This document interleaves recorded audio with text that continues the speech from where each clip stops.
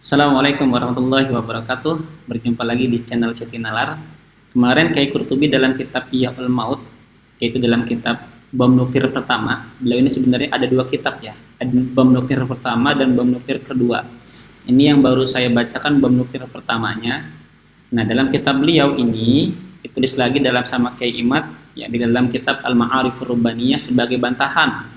Karena apa dibantah? Karena tulisan Kyai Qurtubi itu kemarin mengatakan, nih di sini nih ya.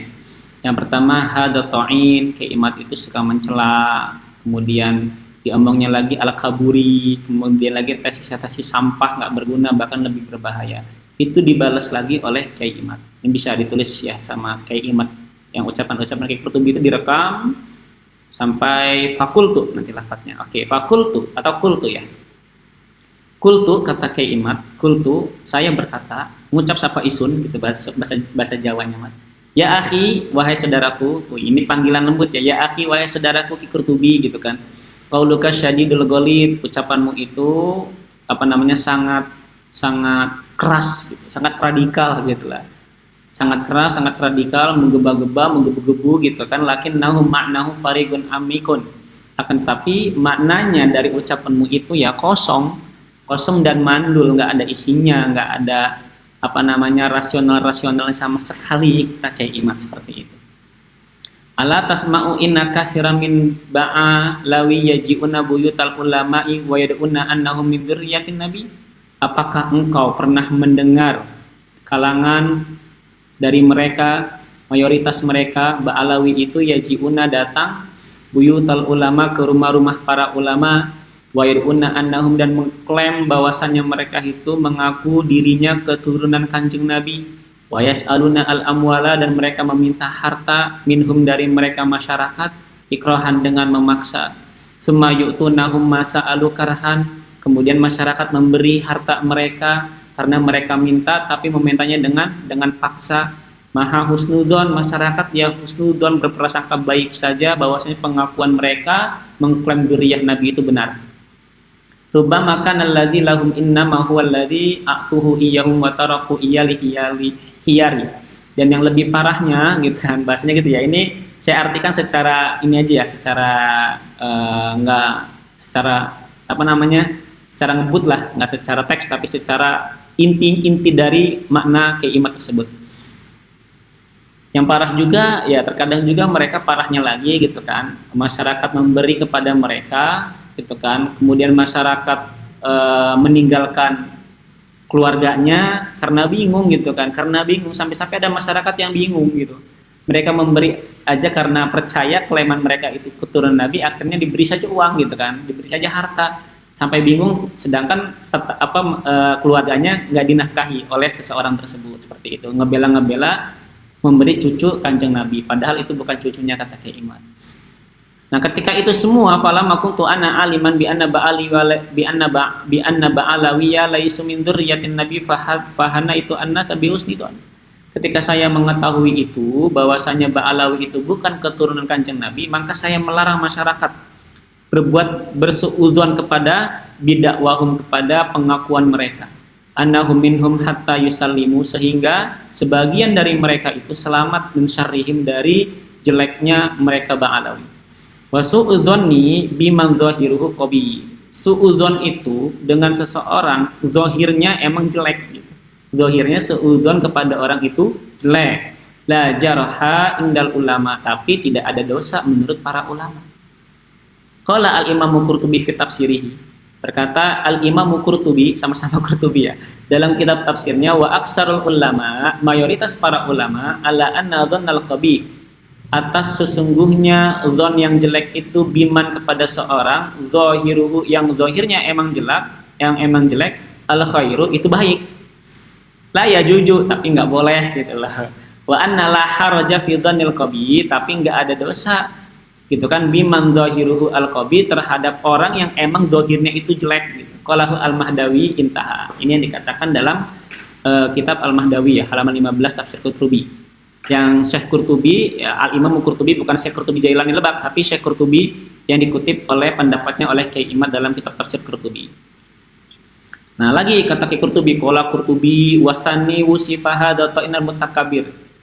Yang kedua, Ki Qurtubi itu mensifati Kiai Imad itu dengan orang takabur, bla bla bla, panjang gitu kan tulisannya. Nah, sampai nanti kultu, kata Kiai Imad, kultu, saya berkata, ya akhi, wahai saudaraku, inna ibarati, sesungguhnya ibaratmu itu, perkataanku, maaf, sesungguhnya perkataanku, inna ibarati, sesungguhnya ibaratku itu yang mana?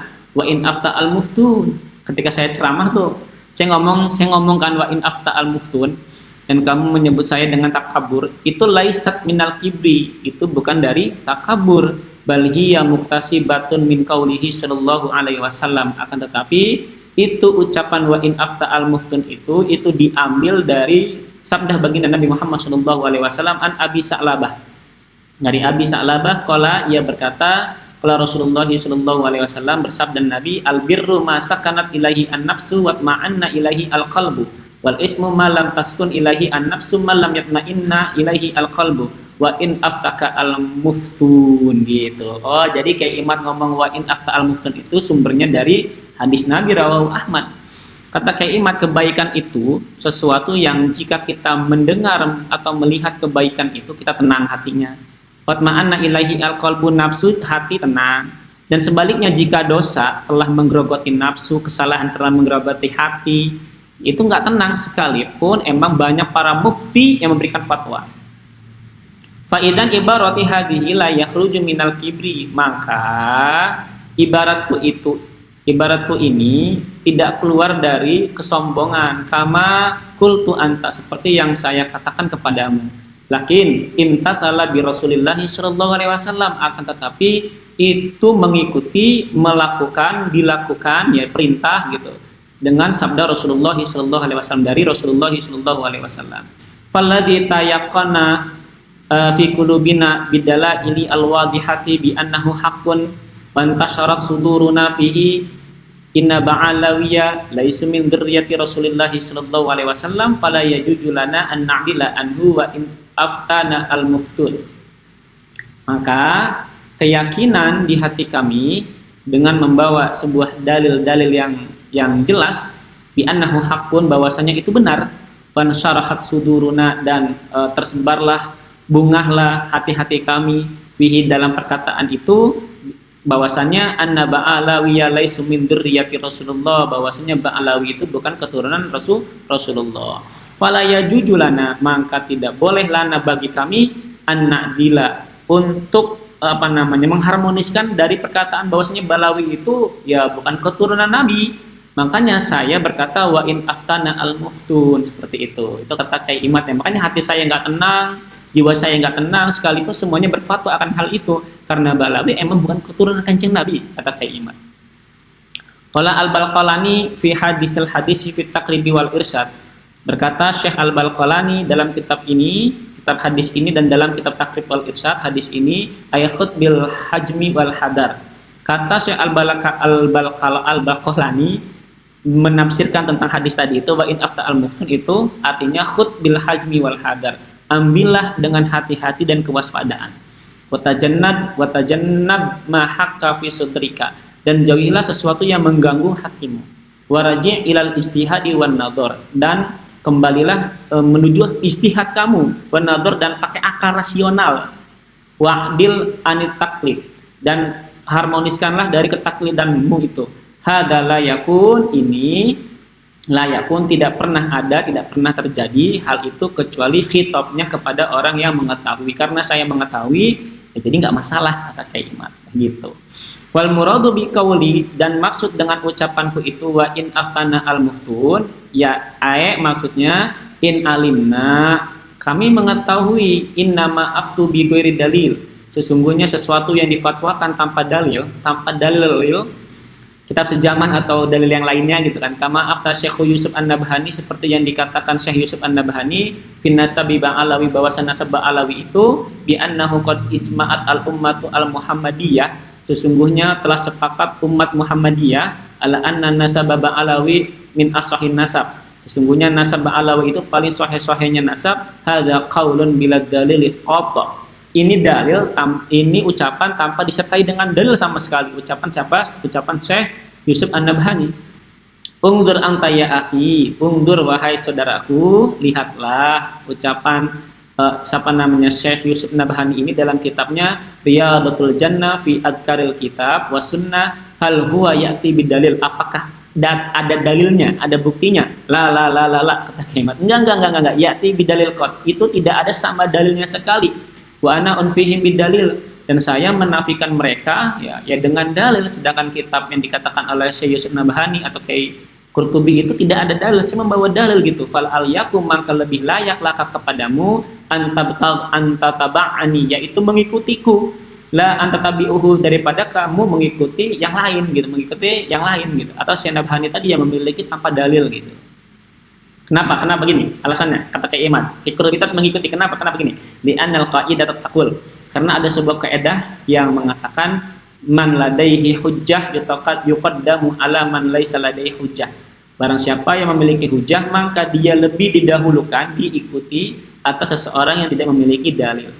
Qala Syekh Khalil Ibrahim fi muqaddimatin fi ilmil ansab, berkata Syekh Khalil bin Ibrahim dalam kitab Muqaddimah fi ilmil ansab, la yukhadhu hadal ilmu illa min masadirihi wa maraji'ihi al-mu'tamad, tidak bisa diambilkan menjadi referensi itu sebuah ilmu kecuali dari sumber-sumbernya dan referensi-referensi yang mu'tamad. Intaha. Fangdur ya akhi, kata Kiai Imad.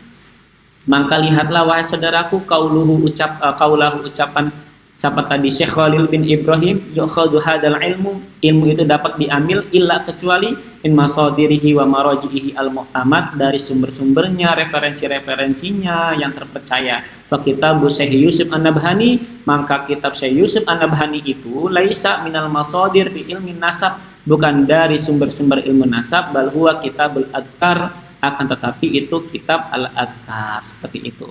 Qala Qurtubi Lebak, kata Qurtubi Lebak, wasalisu wasofa hadatain atau wasifa hadatain bil kabur. Yang ketiga, Kiai Qurtubi itu masih pakai saya dengan al-kaburi. Ini alasan saya. Kalau misalnya Kiai Qurtubi itu menjuluki saya al-kaburi, terus ditulis ya sama Kiai Imad ucapan-ucapan Kiai Qurtubi sampai kultu, saya berkata, hadza kalamun tawilun, ucapanmu itu sangat panjang gitu. Ba'duhu yadharu tabi'atahu al-haqiqah, gitu kan. Sebagian zahirnya karaktermu itu secara benar-benar, secara esensinya karaktermu itu wahai Qurtubi allati ba'udat min sifati rijali ulama'ina, karakter yang sangat jauh dari sifat laki-laki itu. Laki-laki, bukan laki kayak gitu mah gitu kan. Ulama'ina, ulama-ulama kami ar-rasikhina yang tumancep, al-arifina yang luas ilmunya, yang arif, bijaksana, mukhlisina yang ikhlas. Kamu tidak masuk karakter itu semua. Ba'duhu buhtanun azim, bahkan sebagian ucapanmu itu sangat menyombongkan diri. La yustanadu qauluhu ila sidqin wa irfan, tidak menunjukkan ucapanmu itu kepada kebenaran dan kepada pengetahuan. Wal halu annahu ghairu ma'dudin fi tilkal manadharati li asya'a. Keadaannya seperti ini sebenarnya. Kenapa saya itu tidak datang disebut al-kaburi sama kalian? Gini keadaannya gitu. Yang pertama, al-awwalu, yang pertama, inna hadzal munadharah, bahwasanya diskusi itu innama tusra'u baini wa baina man dhammah ba'alawiyah rabitati alawiyah. Sebenarnya gitu kan, ditunjukkan di antaraku dan di antara Ba'alawi, yaitu di Rabi'atul Alawiyah. Awalnya seperti itu katanya. Wa qad ja'ani qabla ayyamin minal yaumil al-maut khabarun, dan sesungguhnya telah datang nih kepadaku sebelum hari-hari dan hari-hari yang dijanjikan ada berita, ada SMS, ada WA, ada kabar lah gitu. Bi annaha la tarsilu rasulan qat, bahwasanya Ba'alawi itu tidak mau mengutus dengan utusan sama sekali. Nah, dari situ informasinya. Jadi sebenarnya Kiai Imad itu sudah nunggu, cuma nggak ada informasi. Ada informasi datang tiba-tiba mau datang tapi bukan membawa utusan gitu. Tapi utusan yang lain bukan dari Habib Riziknya, bukan dari kelompok-kelompok Rabithah Alawiyahnya. Fala faidata bi huduri fitil kal munadharah bi adami rusuliha, maka nggak ada faedahnya kehadiranku datang ya di tempat diskusi itu tanpa ada utusan dari kaum Ba'alawi. Itu yang pertama. Yang kedua, asani, yang kedua, qad alim ta'anna Qurtubi Lebak. Saya telah mengetahui, qad alimku, sesungguhnya saya telah mengetahui anna Qurtubi Lebak, bahwasanya Ki Qurtubi Lebak la yastati'u al-jawab, dia enggak bakal mampu menjawab an iktifa'in nasabi Ba'alawi, dari putusnya nasab Ba'alawi. Wa kitabuhu hadza yugni an tawili syarhi hadzal qadiyah. Kitabku ini telah mencukupi itu daripada syarah-syarah mengenai hukum hal ini. Kalau hadartu, seandainya saya hadir saja di kemarin itu, saya wa fahamtuhu, dan saya debat bersama Ki Qurtubi, fala yu'atharu dzalika li ba'alawi li annahum sayaqulun. Kemudian para Balawi itu kalah argumentasi gitu kan, pasti mereka berkata seperti ini, alladzi iktaham tahul laisa min rusulina fala sabila laka an taqula bi annaka qad imtahana. Jadi gini sejatinya, orang saya kalah debat nggak ada data karena gini, karena saya nggak mengutus dari kelompok Balawi. Pasti alasannya itu nanti, yang karena saya nggak mengutusnya dari kelompok Balawi ya wajar kalah gitu. Itu kata Kyai Imad, itu alasan dari kaum Balawi yang diucapkan oleh Kyai Imad. Wa amma qaulu Qurtubi lebak inna kitabil mawahibul laduniyah haqiqatal qamamah al-mubiqah. Dan adapun ucapan Ki Qurtubi bahwasanya kitabku mawahibul laduniyah itu hakikatnya seperti sampah yang tidak bermanfaat, yang bahaya, balia ad-darru minha, bahkan lebih berbahaya dari itu. Fal qari, para pembaca, para penyimak, para mukibin, para mukimat gitu kan, semuanya pasti yastati'u, mereka yang mampu ayu farriqo bainahu wa baina kitab Qurtubi, membedakan antara kitab aku dan kitab Kyai Qurtubi lebak, ayyuhuma al-yaku ayyusamma kitaban wa ayyuhuma al-qamama al-mubiqah. Itu kan, mana yang lebih layak dinamakan kitab sampah, kitab Kyai Qurtubi atau kitab saya? Biarkan orang-orang yang menilainya, seperti itu kata Kyai Imaduddin Usman Al-Bantani. Alhamdulillah, nanti kita lanjutkan lagi ya, sudah rada banyak ini. Insya Allah nanti dibacakan part ke-6-nya kitab Kyai Qurtubi, dan itu nanti akan dibalas oleh Kyai Imad kembali. Terlebihnya saya mohon maaf. Assalamualaikum warahmatullahi wabarakatuh.